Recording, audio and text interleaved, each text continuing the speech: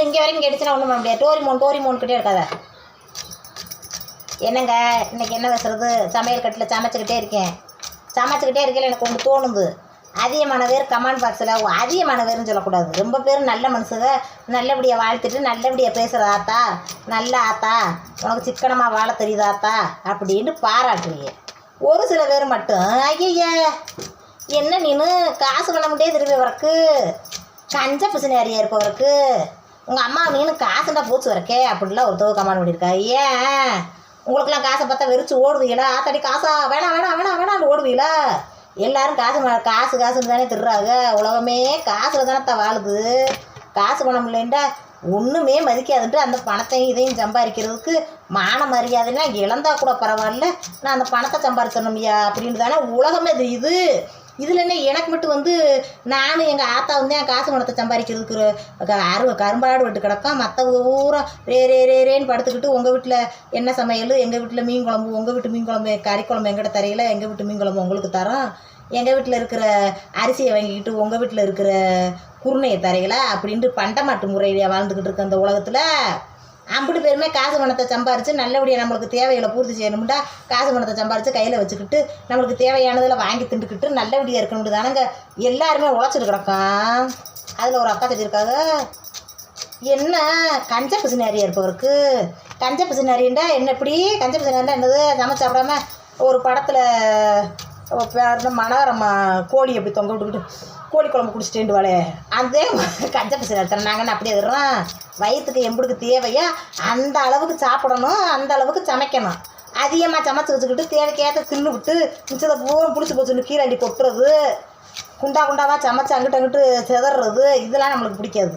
நம்ம குடும்பத்துக்கு இத்தனை பேர்த்துக்கு எப்படி சமைக்கலாம், ஒரு ஆள் எக்ஸ்ட்ரா வந்துட்டு அவங்களுக்கு இப்படி சாப்பாடு போடணும், அந்த அளவுக்கு சமைச்சா நம்மளுக்கு போதும் தான் சமைப்பேன். அதுக்கு பேர் கஞ்ச பசினாரித்தனம் இல்லை, அதுக்கு பேர் சிக்கனமாக குடும்பம் நடத்துறது. ஒவ்வொரு பொண்ணுகளுக்கும் சிக்கனமான குணம் இருக்கிறது எவ்வளோ நல்லது தெரியுமா? அப்படி ஒரு பொண்டாட்டி அமையணும்டா அந்த புருஷன் போன ஜென்மத்தில் பாக்கியந்தே பண்ணியிருக்கணும். அப்படி ஒருத்தரும் இந்த காலத்தில் அமையிறது இல்லை. 10 ரூபா சம்பாரிச்சது கொடுத்தா 50 ரூபாய்க்கு செலவு இழுத்து விடுறது, ஆன்லைனில் ஆர்டர் பண்ணி திங்கிறது, ஆன்லைனில் அம்பட்டையும் ஆர்டரிங்கில் விடுறது. அப்படி பேரும் கதி இறங்கி போய் கிடக்காக. நானாச்சும் என் ஜீமானுக்கு உழைச்சம் கொடுத்துக்கிட்டு அவர் கொடுக்குற ஒரு உழைச்ச காசு என்கிட்ட தயா இருக்கும், உங்ககிட்ட இருக்காது அப்படின்னு சட்டம் பேசாமல் அதையும் புருஷன் கையில் கொடுத்து அவர் கொடுக்குற 5 லட்சத்தை வச்சுக்கிட்டு நான் போய் சேர் எடுக்கிறேன், சட்டை எடுக்கிறேன், எங்கள் ஆத்தாவுக்கு துணி எடுக்கிறேன், எனக்கு இது எடுக்கிறேன் காட்டிட்டு திருறேன். இதில் உங்கள் ஆத்தாவும் நீனும் காசுன்னு திருடி வரக்கேன்னு கமாண்டு.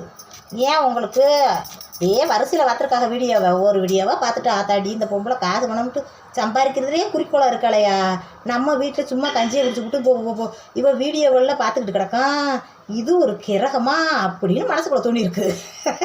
உடனே கமாண்டை பண்ணிருச்சு, நீனும் உங்கள் அம்மாவும் பணம் சம்பாதிக்கிறதே குறியாக இருக்கேன். ஆமாம் ரொம்ப குறியாக இருக்க, ரொம்ப வெறியாக இருக்கா. என்னப்போ கழுத்துக்கு கத்தியை கொண்டு நாட்டில் பெரிய குற்றம் பண்ணிவிட்டு அடிப்பான்னு பணம் சம்பாதிக்கிறது இவ்வளோ வெறியாக இருக்கக்கூடாது, உன்னை வேட்டையாட போகிறோம் அப்படின்னு ஊரே திறந்து வரப்போறீங்களா என்ன? போங்கங்க அங்கிட்டு. உலகமே அதுதான் உலகம். இது தெரியாமல் திரியிறியவங்க. நாங்கள் பக்கத்து வீட்டில் இருந்தவங்க ஒரு சிக்கன் ரைஸ் வாங்கிட்டு வருவாங்க, இப்படி அள்ளி திம்பாங்க. காரமாக இருக்குது அப்படின்னு அப்படியே 90 ரூபாய்க்கு வாங்கின சிக்கன் ரைஸை தூக்கி குப்பை தட்டில் விடுறாங்க. ஒரு கலரை வாங்கிட்டு வராங்க, குடிக்கிறாங்க. ஐயோ கலர் சுருன்னு குத்துது மூக்கில். கலரில் குத்த தானே செய்யும், அதை போய் தூக்கி போடுறாங்க. ஒரு 90 ரூபாய்க்கு ஆப்பிள் ஜூஸ் ஆரஞ்சு ஜூஸ் வாங்கிட்டு வராங்க, குடிச்சு பார்த்துட்டு வாய்க்குள்ளே சக்கையாக வாய்க்குள்ளே போகுது, ஒழுங்காகவே வடிகட்டலை அப்படின்னு அப்படியே தூக்கி போடுறாங்க. அப்படிலாம் பண்ண மாட்டோமுங்க. அதெல்லாம் பார்த்துட்டு எனக்கு ஆச்சரியமாக இருந்துச்சு. இங்கே வர்றா ஒரு நாள் வாங்கி குப்பை தொட்டியில் தூக்கி போடுறதுக்கு இங்கே வாங்கிட்டு வராங்க, பெட்டுக்கு வாங்கி அப்படியே புதுசாகவே குப்பை தொட்டியில் தூக்கி போடுவாங்க. நானும் நினச்சிக்கிறேன். அதில் இடையில ஏக்கா நீங்கள் குடிக்கிறீங்களா அப்படின்னு எனக்கு வேணாம் அப்படின்ட்டுருவேன். என்னப்பா போ, அதுக்கு 2 விரலை கட்டி ரெட்டலை மாதிரியே என்கிட்ட காட்டிக்கிட்டு இருக்க, நீ பாட்டு போய் போயிடுது அதோட பார்த்துக்குங்க. அப்படி போ என்கிட்ட வேறக்காப்பா, எனக்கு வேணாங்க, நான் வாங்கி தின்றது எனக்கு போகுது, நானே என் பிள்ளைக்கு முடியல கிடைக்கும் சிக்கன் ரைஸ் சாப்பிட்ற மாதிரியா இருக்கேன்னு நினச்சிக்கிட்டு வேணான்ருவேன். எங்கள் ஆத்தா நைட்டில் தங்கையில் இப்படி அவங்க கொடுக்குறத வாங்கி தின்றது இருக்குது. அதுலேருந்து என்ன செஞ்சுட்டாங்க, பச்சி வேண்டது சப்பாத்தி வேண்டது எது வேண்டது தந்தத்தை கொடுத்துருக்காங்க. அப்போ தான் எனக்கு வேட்டை தெரிஞ்சு. அப்புறம் எங்கள் அம்மாவை நாள் கற்றுக்கத்துனேன், ஏம்மா அவர் கொடுத்தா வாங்கி திப்பியா அப்படின்னு. அப்படியே வாங்கி முழுசாக குப்பத்தட்டில் விட்றாங்களேன்னு கலரி இருந்துச்சு. அப்படிலாம் குடும்பம் நடத்தக்கூடாதுங்க. அப்படிலாம் நான் பண்ணவும் மாட்டேன். லட்சமாக பணம் அடிக்கிருந்தால் கூட உணவுப் பொருளை வேஸ்ட் ஆகக்கூடாதுன்னு நினைப்பேன். பணத்துக்கும் உணவுப் பொருளை வேஸ்ட் ஆகுறதுக்கும் வித்தியாசம் இருக்குது. பணம் காசு சம்பாரிச்சவங்க பூராத்தையுமே காசு நிறையா இருக்குது, எல்லா சாமானும் வாங்கி வேஸ்ட் பண்ணலான்றது கிடையாது. கஷ்டப்படுறவங்க அப்படியே கொஞ்சம் கொஞ்சமாக பார்த்து சமைப்பாகன்றதும் கிடையாது. என்ன அளவாக சாப்பிடணும்னா அளவாக இருக்கணும். அவங்க கேட்டாங்க உங்கள் வீட்டில் எம்புடு கறி எடுப்பீங்கன்ட்டு. 1/2 கிலோ ஆட்டுக்கறி எடுத்தோம்னா 1 கிலோ கோழிக்கறி எடுப்போம். கோழிக்கறியை தொக்கா வச்சு சாப்பிட்டுட்டு 1/2 கிலோ ஆட்டுக்கறியை நைட்டுக்கு தோசை வச்சு சப்பாத்தி ஊற்றி சாப்பிட்டுட்டு மறுநாள் வரைக்கும் இருக்குமேண்டே. அவங்க என்ன தெரியுமா சொன்னாங்க, எங்கள் வீட்டில் 3 கிலோ ஆட்டுக்கறி எடுப்போம், 2 கிலோ ஆட்டுக்கறி எடுப்போம், எடுக்க மட்டும் தின்னுட்டு மித்தியை மீதத்தை பூரா வலித்து நாய்க்கு வச்சுருவோம். அப்படி அந்த மாதிரிலாம் இருக்க மாட்டோமுங்க. நாங்கள் குடும்பம் நடத்துறது என் முறையில் தான் நான் நடத்துவேன். சுத்தமாக வச்சுருங்க வீட்டை. சுத்தமாக எதாக இருந்தாலும் புழங்குன்றீங்க. சுத்தம்ன்றது என்னன்றது எனக்கு கொஞ்சம் கமெண்ட் பாக்ஸில் சொல்லுங்கள் வைப்போம்.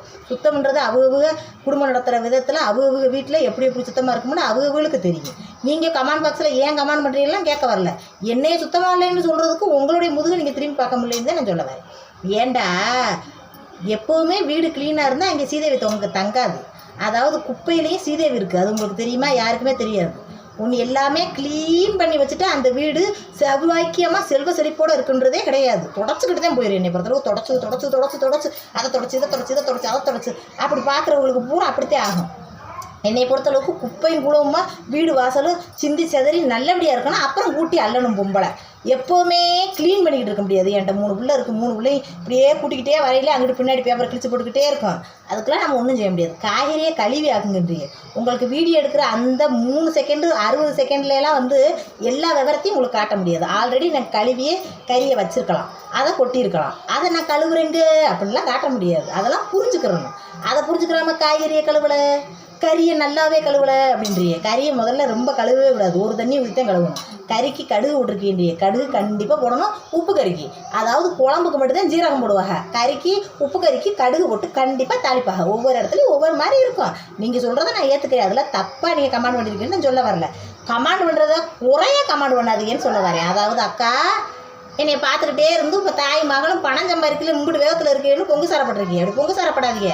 நீங்களும் நல்லபடியாக பணம் ஜாஸ்தி சம்பாதிங்க. எங்களை மாதிரி உழைச்சி அதுக்கு தான் வீடியோ போடுறேன். நான் இப்படி சம்பாதிக்கிறேன், நான் இப்படி வாழ்க்கையில் முன்னேறேன், அதே மாதிரி பொம்பளை ஊரை முன்னேறுங்க தேண்டுதே நான் வீடியோ போடுறேன். நீங்களும் அப்படி சம்பாதிங்க. பஞ்சமத்தையில் படுத்துக்கிட்டு பாவம் அக்கா போன பார்த்து என்னைய பார்த்து ஆத்தாடி மண்டை முட்டி போச்சு சொந்தக்காரங்களை விட. என்ன செய்கிறது? விடுங்க. கூடாகுங்க. ரொம்பலாம் காசு சம்பாதிக்கல, சும்மா ஒரு 5 10 சம்பாதிப்போம். அப்படித்தேன். ஐயோ முருகா சொல்லக்கூடாது வரைக்கே பொம்பளையை பொங்கு சாரப்படுறாங்களே. அந்த அக்கா பேரெல்லாம் வாட்சி வச்சுன்னு இப்போ மறந்து போச்சு. சரிங்க, எல்லாம் உண்மைண்டா லைக் பண்ணுங்கள்.